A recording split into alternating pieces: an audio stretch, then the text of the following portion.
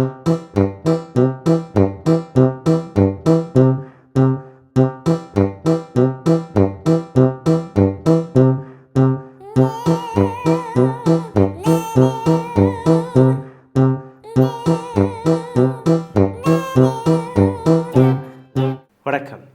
Welcome to the land of wonders.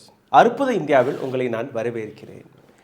சமீப காலமாக நீங்கள் பார்த்தீர்கள், இந்தியாவில் இருக்கக்கூடிய இன்ஜினியர்ஸ்கள் அற்புதத்தை சிதைக்கி வருகிறார்கள். இட்லியில் ஒரு கட்டடம் இருக்குது, லீனிங் டவர் என்று கூறுவார்கள்.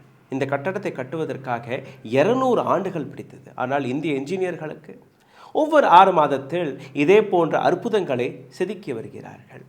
இதே போன்ற அற்புதம் போபாலில் நடந்தது. ரைட் ஆங்கிள் ஃப்ளைஓவரை கட்டியது. இப்போது கிரிக்கெட் பேட்டையே அமைத்து விட்டார்கள் ஃப்ளைஓவர் என்கிற பெயரில். இந்த முறை மும்பையில் நடந்திருக்கிறது.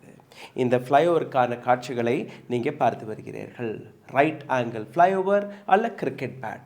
இந்த 2 அற்புதங்களை பற்றின சோஷியல் மீடியாவில் ஏராளமான செய்திகளை நீங்கள் படித்திருப்பீர்கள், பார்த்திருப்பீர்கள். ஆனால் நடந்தது என்ன, அதை நீங்கள் பாருங்கள்.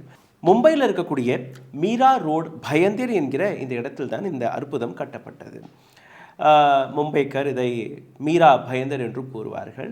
20 ஆண்டுகளுக்கு முன்பு பொட்டக்காடாக இருந்த இந்த இடம் இன்னைக்கு ஒரு மிகப்பெரிய எக்ஸ்பென்சிவ் சிட்டியாக டெவலப் ஆக தொடங்கியுள்ளது.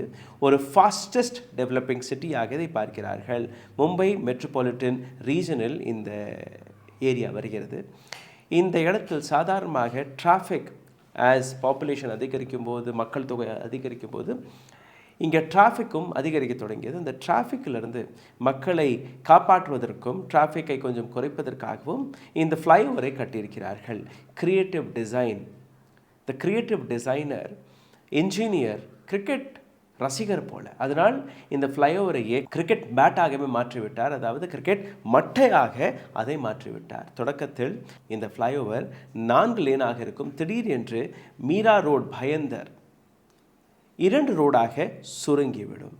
நீங்கள் இந்த காட்சிகளை பார்த்தாலே உங்களுக்கு புரிய வரும் எந்த அளவில் இந்த அற்புத டிசைன் இருக்கிறது என்று. பிப்ரவரி மாதம் இதற்கான இனாகரேஷனுக்கான அனைத்து வேலைகளையுமே தொடங்கிவிட்டார்கள்.